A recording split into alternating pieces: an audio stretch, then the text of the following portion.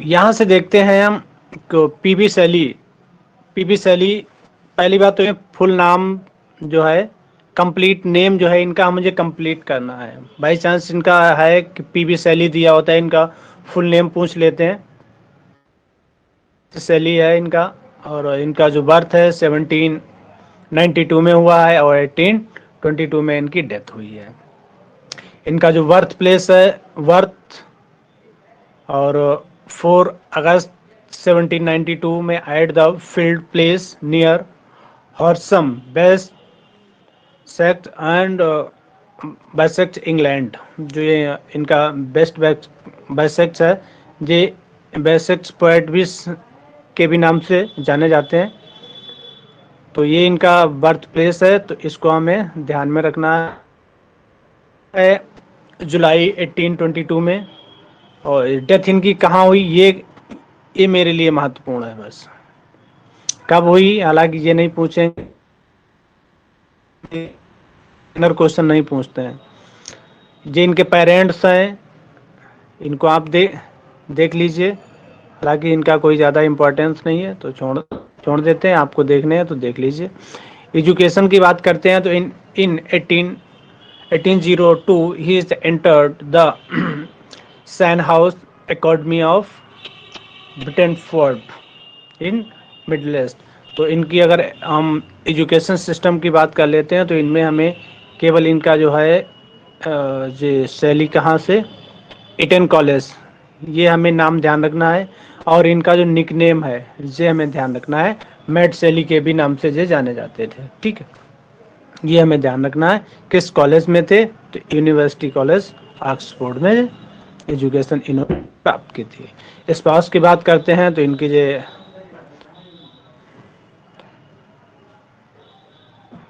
Hectic best book and Mary Godwin थे।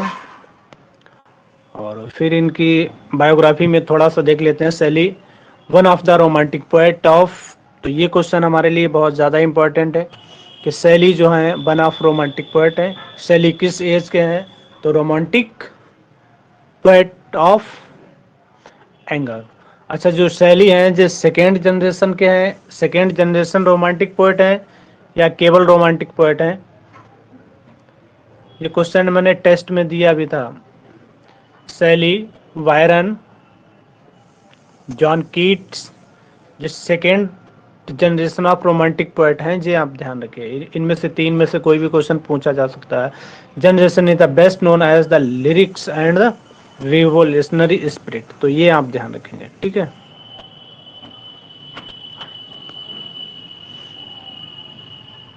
in 1804 he began his the studies of Eton College boys boarding school। तो यहाँ से ये हम थोड़ा सा पढ़ सकते हैं कि इनका इटन कॉलेज जो तो पहले से ही नेम है, तो यहाँ से छोड़ दे। यूनिवर्सिटी का नेम है, ये आप निकाल लीजिए इससे पीडीएफ से। वर्ड स्टडी, देखिए इस पीडीएफ के बाद आपको कोई भी पीडीएफ की ज़रूरत नहीं है। यहाँ से जो आपको सारे क्वेश्चन, यहाँ से इनकी बायोग्राफी से सारे क्वेश्चन आपको इंक्लूड हो, सारे क्वेश्चन मैंने ले लिए हैं, कई एक बुक से इसमें कलेक्शन किया हुआ है। तो इसके बाद तो किसी और बुक की ज़रूरत नहीं पड़नी चाहिए, पीडीएफ ही पर्याप्त है। बस इसको अच्छे से पढ़ लीजिए आप। Toward is the studies and Bradley attend class instead she wrote the first novel. तो इनका जो फर्स्ट नोवेल है जेस्ट्रोजी, जे इनका, जे आप बिल्कुल आप जे नहीं भूलेंगे। ठीक है, इनका जो फर्स्ट नोवेल है and book of the suggestive poetry, तो ये इनका नाम बिल्कुल आप नहीं भूलेंगे, इनकी फर्स्ट नोवेल कौन सा है। ठीक है, तो in 1811 he the publish the second gothic novel. तो ये गोथिक नॉवल के लिए भी बहुत ही पॉपुलर है। सर इवेंट्स और the prosecution and the pamphlet is card, तो ये आपको ध्यान में रखना है। पम्पलेट कार्ड द नेसेसिज्म, बस इतना सा मुझे हमें ध्यान रखना है। ठीक, और नहीं। Charles Rowley from the Oxford on 25 March in 1811 along with his friend Thor. तो ये इसको हम छोड़ के चलते हैं. फिर क्या होता है कि from months after being the expelled on 28 August 1811 the 19 years old Sally eloped to Scotland with his 16-year-old Harriet West Westbrook. तो हेस्टिन बेस्ट ब्रॉक जो है इनके साथ जो इलोप हो गए थे, जिनकी एज कितनी थी, 26 ईयर थी, और इनकी एज कितनी थी, 29 ईयर्स थी. ठीक है, तो ये इलोप का मतलब ये एक लड़की थी. ठीक, हालांकि ये क्वेश्चन नहीं 19 है आने सर। वाला है. 19 है सर, 19 29। 19 इनकी एज थी ना, 16 उस लड़की की एज थी जो जिसको ये लेकर चले गए थे, भाग गए थे, इलोप्ड हो गए थे. कहाँ, स्कॉटलैंड में चले गए थे. इन 1830 she is the self published the long poem queen move. तो इनकी ये बहुत ज़्यादा पॉपुलर पोएम है, move queen. Poem is an allegory. तो इसका जो कैसी है, एलेगरी है एंड द पॉलिटिकल आइडियाज, और इसमें पॉलिटिकल आइडियाज दिए जाते हैं. अब इस टाइप का क्वेश्चन हमारा बन सकता है कि पुस्तक है, कौन सी पोएम है जो एलेगरी भी है और पॉलिटिकल आइडियाज उसमें दिए गए हैं. तो फिर हमारा क्वेश्चन हो जाएगा क्वीन मूव. और बहुत जो फेमस भी है, इसलिए इसको हमें बहुत ही ध्यान में रखना है और इसको भूलना नहीं है. In 1814 he visited at home anarchist the political philosopher William Godwin. अब क्या होता है, सेकेंड अटेम्प्ट में जो पहले हुए थे, जो 1811 की बात थी. ठीक है, 1811 की बात, जो जे किसी दूसरी लड़की को लेकर गए थे, उनका नाम था मैरी गॉडविन,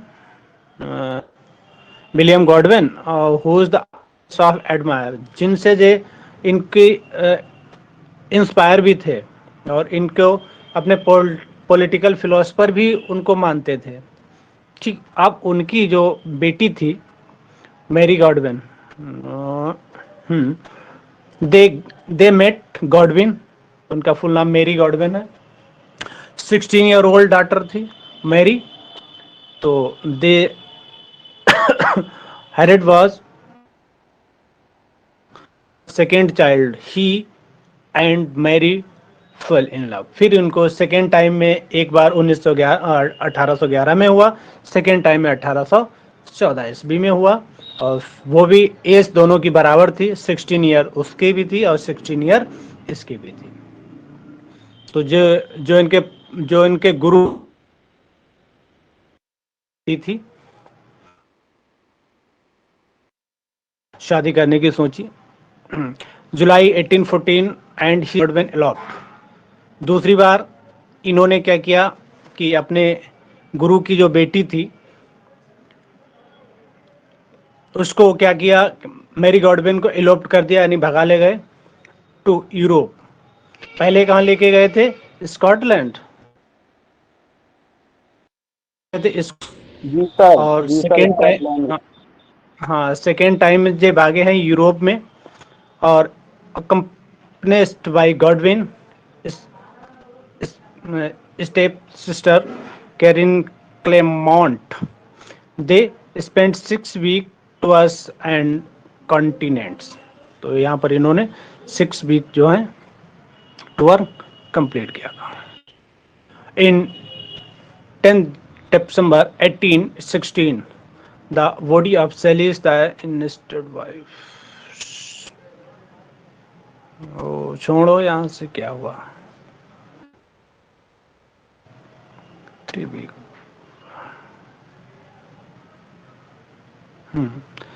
अब इसके बाद क्या हुआ था कि 13 December 1816 the Bradley 3 weeks after the Harriet's bodies was recovered, Sally and Mary's Godwin were marriage, जब तक इनको रिकवर किया गया तब तक क्या हुआ था, सैली एंड मैरी ने, गॉडविन ने शादी कर ली थी। हालांकि शादी की डेट से हमें कोई मतलब नहीं, जी कहाँ लेकर गए, किसको लेकर गए, बस हमें कोई मतलब नहीं, बस इतना ध्यान रखना है कि ये इनकी पत्नी का नाम क्या था। हो सकता है कि ये पूछ दें, हालांकि ये क्वेश्चन आने वाले नहीं है, क्योंकि एलटी ग्रेड में ऐसे क्वेश्चन नहीं आते हैं। एलटी ग्रेड में बस थोड़े डीपली आते हैं, जिनको हम बहुत कायदे से पढ़ते हैं वही आते हैं, अंदर से क्वेश्चन आता है, लेकिन इतना अंदर से भी नहीं आता कि हम उसको ना कर सकें, अगर ध्यान से कर पाएंगे। On July 1822, less than month before the 30th birthday, जब जो 30 साल के कंप्लीट हुए थे, Shelley drowned in the sudden storm on the Gulf of Spain, Spezia, which is the return from लैंगोर। जब यहाँ से वापस हो रहे थे तब इनको जो अचानक क्या हुआ था, तूफान आने की वजह से, जो उसमें गोल्फ में, तो जो गोल्फ का नाम हमें ध्यान रखना है, ठीक है, और जे में भूलना नहीं है। तो इनकी जे मृत्यु कितने साल के थे, ये ध्यान रखना है हमें, ठीक।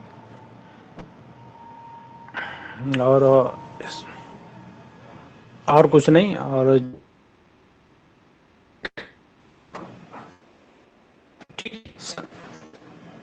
समझ में आ रहा भैया? जी सर, बहुत अच्छा समझ में आ रहा था। While composing the following work, Shelley had the Petrolu Makers of August in 1819, His Mind and Mask of Anarchy। तो इनके सबसे पहले ये जो है, ये हमें ध्यान में रखना है कि अगस्त 1990 में मेड द अनार्की। ये पुस्तक किसकी है, ये पूछ लेंगे। प्रोमाउंट अनबाउंड है, ये पुस्तक इनकी पूछ लेंगे कि ये किसकी है।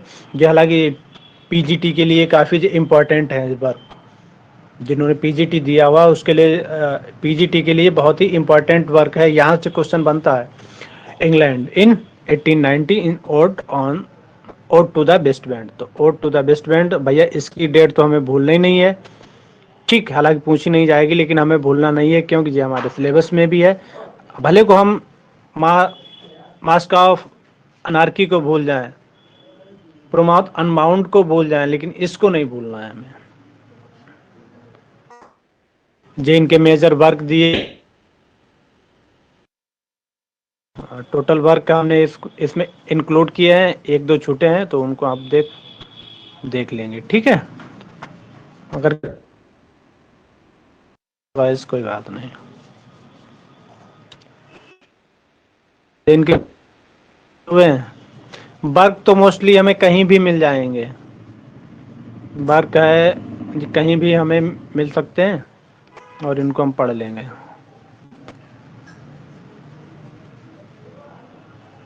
और अब थोड़ा सा ode to the best band के बारे में हम जान लेते हैं, थोड़े से इम्पोर्टेंट फैक्ट हैं, तो कल मेरी केवल पोएम रह जाएगी, उसको हम डिस्कस कर लेंगे, ठीक है। Ode to the best band and ode to the best band क्या है, एक ओड है, रिटन बाय पी शैली इन 1890 में, और इन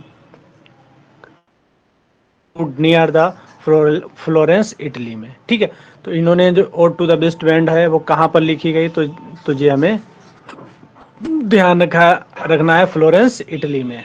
और जो ध्यान भी रखना है, यहाँ से अगर टेस्ट कराएंगे तो टेस्ट में यहाँ से क्वेश्चन हम जरूर डालेंगे, ठीक है। तो इसको तो हमें भूलना ही नहीं है कि ये कहाँ पर लिखी गई थी। It was the originally published 1820 में, ठीक है। ये भी पॉइंट आपको ध्यान में रखना है। देखिए, ode to the best band से कोई भी पॉइंट हमें मिस नहीं करना है, क्योंकि यहाँ से क्वेश्चन बनना ही बनना है। विशेषकर इसकी लाइंस जो टेक्स्ट पोएम है, वहाँ से ज़्यादा क्वेश्चन आने की संभावना है, क्योंकि उसको हम बहुत बारीकी से पढ़ेंगे। पोएट्री ही सेक्शन हमारा है जो ज़्यादा टफ पड़ता है, बाकी और सेक्शन इतने ज़्यादा टफ नहीं है, तो इसलिए मैंने पोएट्री सेक्शन को पहले कवर कराने की सोची है। It was originally published in 1820 by the Charles in London as part of the collection in Plymouth Unbound। ठीक, तो पब्लिश हुई थी, जो किस में हुई थी, प्रोमाउथ अनबाउंड में ये पब्लिश हुई थी। कब पब्लिश हुई थी, 1820 में। लिरिकल ड्रामा फॉर 4 एक्ट, जो ode to the west band है, वो क्या है, हमारा लिरिकल ड्रामा है जिसके 4 एक्ट्स हैं विद अदर पोएम्स। ठीक, और इसकी दूसरी भी पोएम्स है 4 एक्ट की, वो ध्यान रखना है। He wanted his the Mario message to reform that revolution spirit, and the wind become the trope for spreading the words of changing thought, his poet, his prophet figures। अब क्या, ये जो इन्होंने मैसेज दिया है, वो किस बात को मैसेज देना चाहते थे इस पोएम के माध्यम से, तो रिफॉर्म एंड रिवोल्यूशनरी स्पिरिट। तो ये इनको मैसेज देना चाहते थे इस पोएम के माध्यम से। ठीक, सम आल्सो बिलीव, कुछ लोग ऐसा विश्वास करते थे that the poem was written in response to the less of his son. ठीक, कुछ लोग ऐसा भी विश्वास करते हैं कि जब इनका बेटा लेस हो गया था, मतलब एक्सपायर वगैरह इस टाइप का कुछ होगा, कोई घटना होगी, उसके बाद इन्होंने जो पोएम्स लिखी है। ठीक है, विलियम, उसका नाम क्या था, विलियम था, उसका नाम विलियम था। ठीक है, वॉर्न टू मैरी शैली, जो मैरी शैली के साथ में वॉर्न हुआ था, यानी पीवी शैली और मैरी शैली का बेटा था। तब 1819 की बात करते हैं।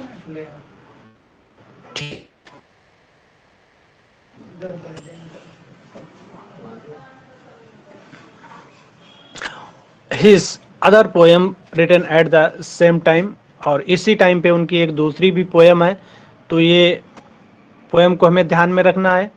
कभी कभी इनकी डेट पूछ देते हैं कि कौन सी पोएम है जो इसके साथ में पब्लिश हुई, तो ये हमें ध्यान में रखना है। मास्क ऑफ अनार्की है, प्रोमाउथ अनबाउंड है, एंड इंग्लैंड इन जो है पुस्तक 1819 टेक अप दिस। ठीक, तो इंग्लैंड इन भी हमें ध्यान में, तक हमें ध्यान में रखना है। तो इनका सेम थीम है, इनकी सबकी थीम क्या है, पॉलिटिकल चेंज है, रिवोल्ट है। जी, आप ध्यान में रखिए, इन सब की पोएम की मेन थीम है रिवोल्ट की है। It is written in the autumn of 1819 and the published 1820। तो ये ode to the best band है। तो यहाँ से ये क्वेश्चन बन जाता है कि जो पोएम्स लिखी गई वो किस मंथ में, किस सीजन की बात करता है, तो फिर ऑटम की बात करता है। तो ये हमें विशेष कर ध्यान रखना है कि जो पोएम स्टार्टेड है वो किस सीजन की बात करता है, किस ऋतुओं की बात करता है, तो ऑटम की बात करता है। तो ये हमें ध्यान में रखना है। At represent it is the appearance, it is action of message of. अब जो पोएट है और जो पोएम है, पोएट की जो पोएम है, उसमें जो क्या अपीयरेंस करना चाहता है, किस चीज को शो करना चाहता है, तो it is action and it's message. जो उसका एक्शन है किसका, ode to the best band का, और टू द मैसेज, और उसका मैसेज लोगों में देना चाहता है। ठीक, तो ये बात को आप ध्यान में रखेंगे। It is appearance to wild and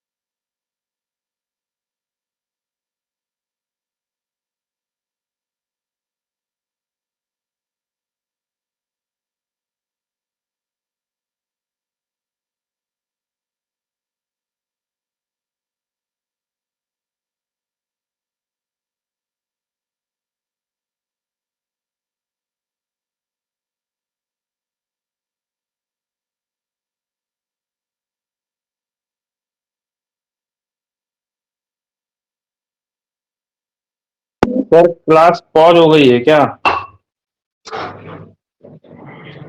hello hello. Ji sir, अभी बीच में रुक गई थी क्लास।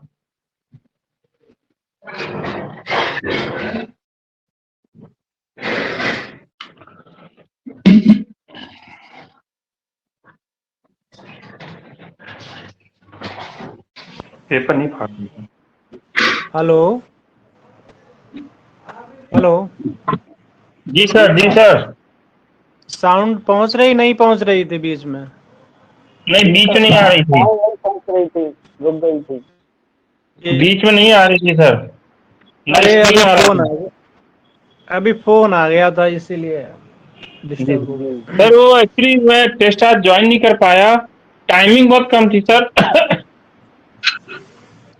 टाइमिंग क्या, वो जो 10 मिनट्स तो हमने दिए थे, 20 क्वेश्चन ही थे टोटल, तो जी जी, 10 मिनट्स तो दे एक्चुअली दो। क्या है ना, 8 बजे से मैं थोड़ा काम से रहता हूँ, इस वजह से मैं एग्जैक्ट 8 बजे मैं नहीं ज्वाइन कर पाया, तो इस वजह से मिस कर गया।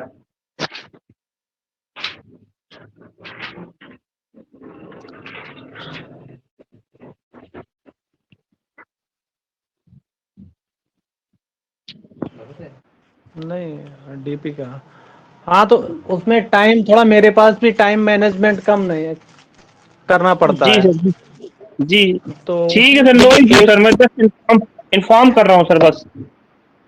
8 to 9, मतलब ये लिटरेचर की क्लास होती है, उसके बाद 9 to 10 Vineet sir grammar. Class ले लेते हैं, उसके बाद 10 के बाद जितना भी टाइम बचता है उसमें जीके का वर्क कर लेते हैं। जी तो सर, हम जी सर, सोचते हैं नो कि इश्यू जल्दी सर। जल्दी वर्क हमारा कंप्लीट हो जाए, इसलिए जी कह रहे सर, हैं कि आई एम टाइम थोड़ा। जस्ट इन्फॉर्मिंग चलिए यू सर, नो ठीक, इश्यू। ओके ओके, चलिए। जी सर। इट इज अपीयरेंस, तो ये आपको ध्यान ध्यान में रखना था, तो ये दोनों आपको पॉइंट में ध्यान में रखने हैं, इनको नहीं भूलना है, एक तो ये पॉइंट, एक तो ये पॉइंट, ठीक। इनमें से कोई भी एक में है it is action it's message, और एक में है बाइल्ड एंड टेम्परेचर, ठीक। तो ये आपको ध्यान में रखना है, it is action revolt itself as the preserver and the destroy. तो ये पोएम के अंदर की लाइंस है, इसका जो एक्शन है ये भी हमें बहुत ज़्यादा ये रिपीट हुआ है, और काफ़ी इम्पोर्टेंट वर्क भी है जो हमारे यहाँ से तो हम भूलेंगे नहीं, ठीक। एंड डिस्ट्रॉय, तो इसको हमें नहीं भूलना है। It is drive to dead leave, ये पोएम की सब हैं, तो इनको अब भी छोड़ देते हैं, इनको जब हम करेंगे तो कर लेंगे, जब पोएम को विधिवत पढ़ेंगे तो फिर इसको हम कर लेंगे। The wild it is the trumpet of prophecies, तो प्रोफेसीज की बात करता है, if winters come and can spring be far behind. अगर अब यहाँ पर क्या है कि the message it's message of hope, एक उम्मीद की बात करता है, होप यानी एक भविष्यवाणी करता है कि इफ विंटर्स कम, कहने का मतलब यहाँ पे पोएम में नहीं है, लेकिन वैसे इसका मतलब इसका भविष्यवाणी ही है इसकी। तो वो कहता है कि इफ विंटर्स कम, अगर विंटर्स आएगा, can spring before before behind, उसके जस्ट बाद स्प्रिंग भी आ जाएगी। तो कहने का मतलब यहाँ पर भविष्यवाणी करता है कि पोएट ये बात कहना चाहता है कि अगर आज हमें दुख मिला है तो कल सुख होगा, और आज अगर सुख ही है तो इसके बाद दुख आना ही आना है, ठीक है। ये बात यहाँ पे शो करना चाहता है, ठीक। The poem is demonstrate Shelley's minutes observation of nature and his her object. उसके बाद जो पोएम है उसमें डेमोस्ट्रेट करता है, यानी संकेत करता है, Shelley minute the observation of nature and object, nature और उसके ऑब्जेक्ट के बारे में ध्यान आकर्षित कराना चाहता है पोएम के माध्यम से।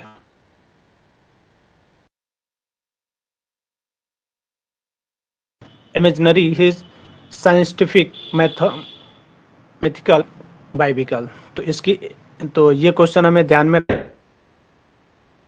Scientific mythical and biblical, it's give the power to change the whatever it touch. जो इसका पावर है, इट्स गिवर यानी पावर है, जो क्या होता है कि वॉट एवर इट टच, यानी जो उसका पावर होता है उसमें कुछ परिवर्तन आता रहता है, इस बात को वो कहना चाहता है। द लीफ, उसकी जो पत्तियां हैं, cloud and the wave feel impulse of its strength. ठीक है, और इसके बाद थोड़ा सा और बचा है। एक लोग, कोई भी कैंडिडेट मुझे टाइम जरा बता देंगे कितना हुआ? टाइम कितना हुआ? चलिए, विनय सर की भी क्लास का टाइम हो रहा, थोड़ा सा बचा है, बस थोड़ा सा बचा है, इसको और हम कर लेते हैं। बस जैनर बचा है और हाँ, बस 2 मिनट के लिए। एन एशियंट ग्रीक ट्रेडिशनल, जो पोएम लिखी गई है वो एन एशियंट ग्रीक ट्रेडिशंस पे है, तो ये बात मुझे ध्यान में रखनी है। An ode was consisted of form the formal public invocation, तो ये हमें बिल्कुल ध्यान में रखना है कि जो पोएम है वो फॉर्मल पब्लिक इन्वोकेशन पे लिखी गई है। और जो पोएम लिखी गई वो पे लिखी गई है। ठीक, ये बात आपको भूलनी नहीं है। देख है, इस पोएम के सारे मैंने इंक्लूड किए हैं और कोशिश की है कि आपको अच्छे से हर एक पॉइंट को, भले मैं उसको डिस्क्राइब ना कर सकूं, लेकिन पीडीएफ में जरूर उसको डाला है ताकि आपको अदर पीडीएफ में इधर उधर भागना ना पड़े। हमारी कोशिश रहेगी कि उसको बताने की और दिखाने की भी। Ode to the best wind reflected 2 types of odes traditions. इसमें जो ओड है, ओड टू द बैंड है, यहाँ पर देखिए जो मोस्ट इंपॉर्टेंट है, ध्यान में रखिए। Ode to the best band है the reflect at 2 types of ode tradition. 2 type के ओड को इसमें यहाँ पर क्या किया गया है कि दिखाया गया। ठीक, कौन कौन से ओड हैं? Ode written by Pindar and the Horatian ode. तो पिंडार और होरेशियन ओड को यहाँ पर दोनों का कॉम्बिनेशन हमारी पोएम में मिलता है। समझ में आया कि नहीं? यहां तक आप अच्छे से समझ गए तो यस, अदरवाइज नो। फिर से दोबारा हम देखेंगे बात करने की।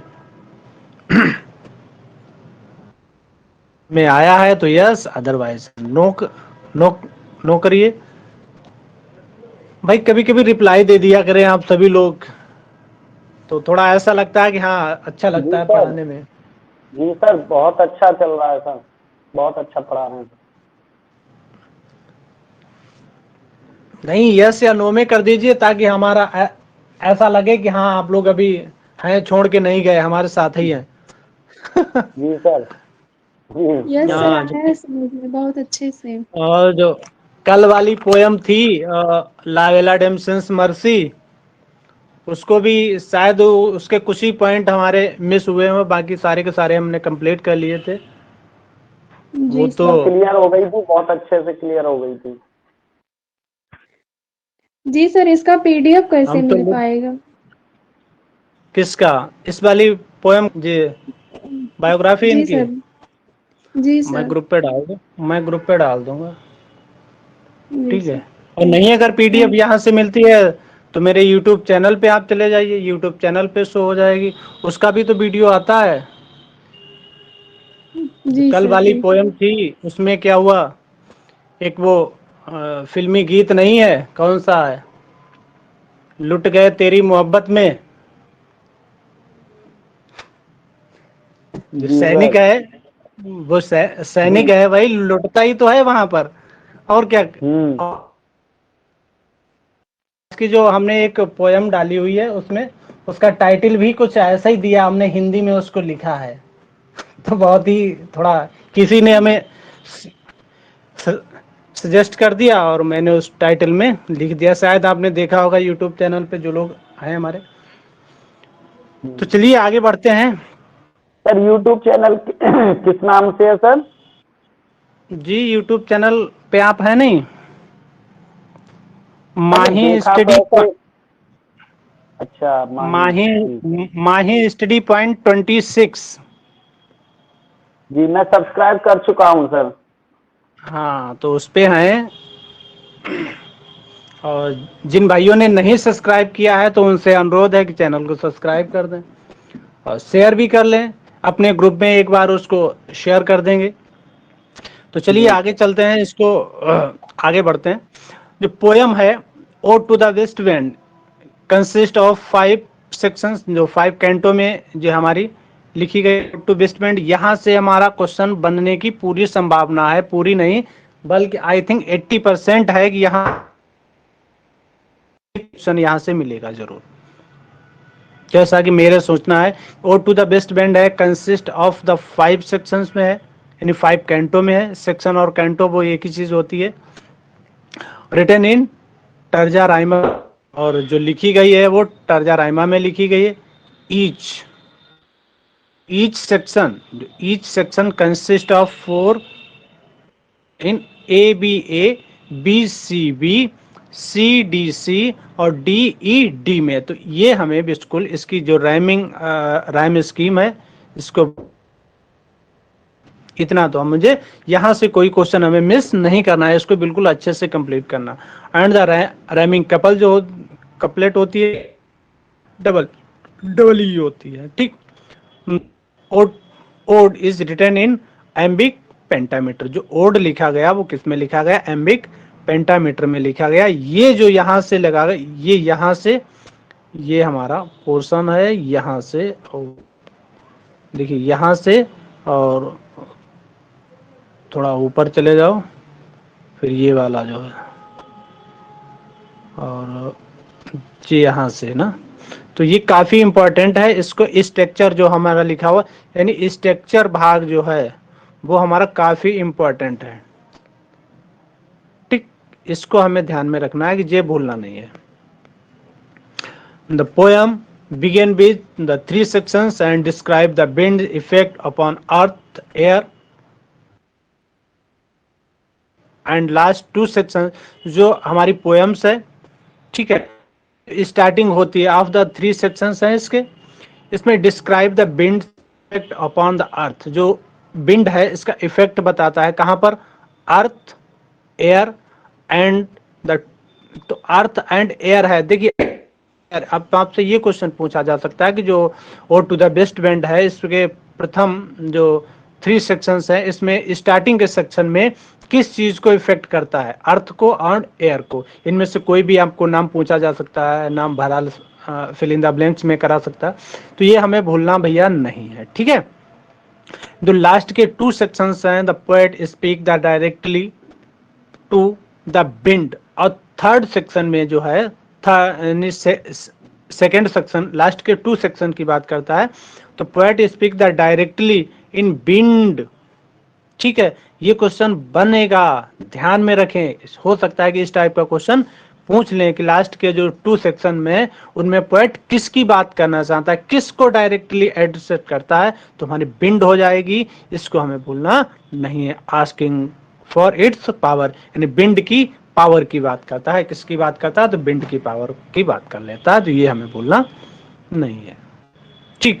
The poem and with N optimistic. तो पोएम वो हमारी कैसी है?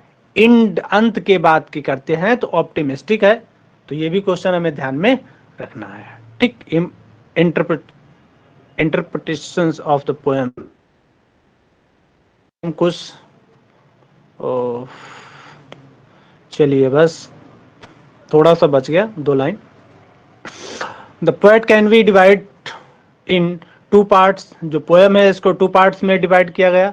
The first 3 cantos are about the qualities of winds. जो फर्स्ट की जो हमारी पोएम है इसको 2 पार्ट्स में डिवाइड किया गया, और जो फर्स्ट 3 कैंटो हैं, टोटल कैंटो कितने हैं इसमें? कितने बताए थे सर? 5 कैंटोज। तो फर्स्ट जो 3 हैं, यानी 2 पार्ट्स में एक में 3 है और एक में 2 है। तो फर्स्ट के जो 3 पार्ट्स हैं उसमें क्या है? इसकी क्वालिटी को शो करता है। किसकी? About the qualities of the wind and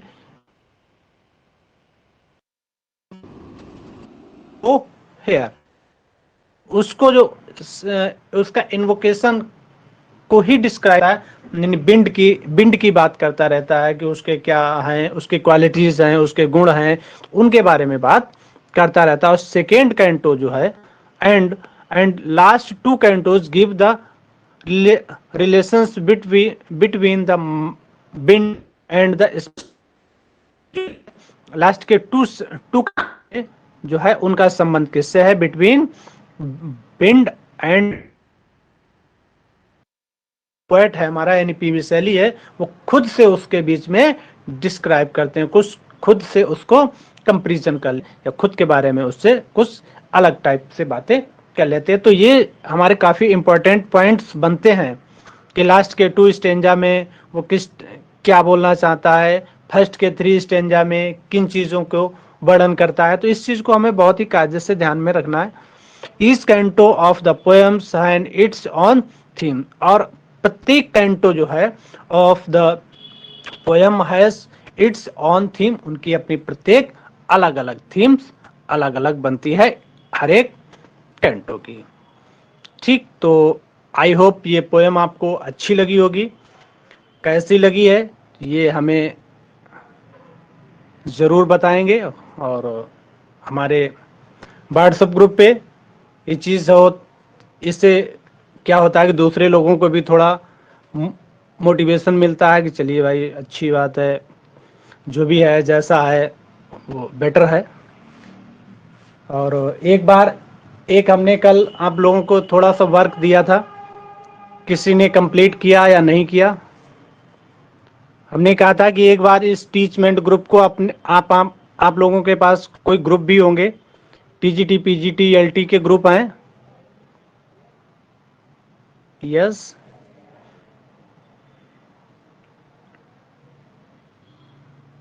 आवाज नहीं पहुंच